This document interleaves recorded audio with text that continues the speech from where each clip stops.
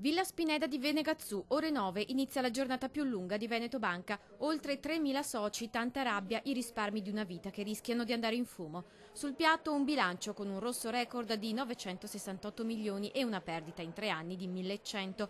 La tensione non può che essere alta dentro e fuori la tensostruttura. Un cordone importante di forze dell'ordine, uomini della sicurezza, controlli ai cancelli. Ma la dirigenza prova ad andare a testa alta, forte del risultato del primo trimestre 2015, un netto positivo per 49,6 milioni. Il presidente Francesco Favotto parla di un lavoro impressionante, chiede di accelerare sulla SPA perché così potrebbero esserci le premesse per raggiungere un risultato positivo già nel 2015.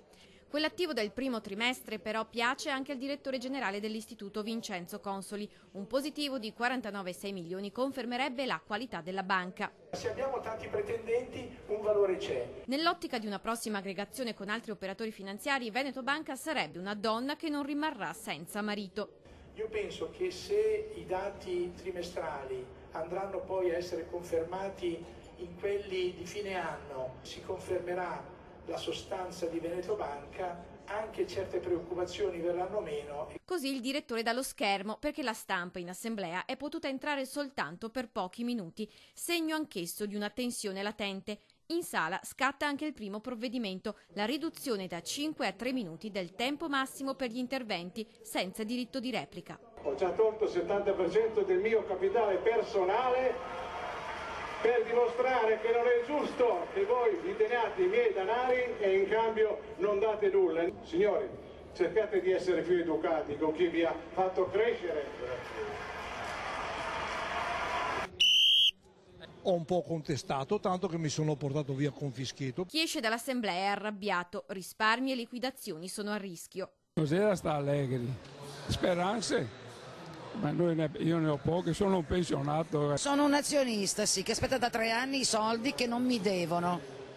Cioè non riesco ad avere nemmeno una lira di quello che abbiamo chiesto.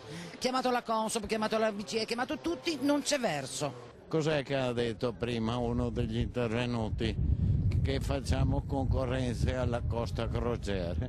Dito anche contro la dirigenza. Il presidente che prendeva 202.000 euro fino al 2014. Dopo il 2014 vedo che mi prende, se non sbaglio, 341.000 euro annui. Allora, se noi, come si dice, soci, dobbiamo fare dei sacrifici, dovevano farli anche loro. Rivedere riproposti gli stessi nomi, le stesse facce e non sapere se chi ha creato anche dei danni paga per questi danni. Poi qualcuno più fatalista o abituato al rischio finanziario. Sono rischi che si accetta quando uno fa un investimento, sai che può andare bene, può andare male, per cui speriamo che vada bene per il futuro. Non vale la pena di arrabbiarsi, si deve sapere cosa si va incontro. La giornata prosegue così, a tratti tesa e rassegnata.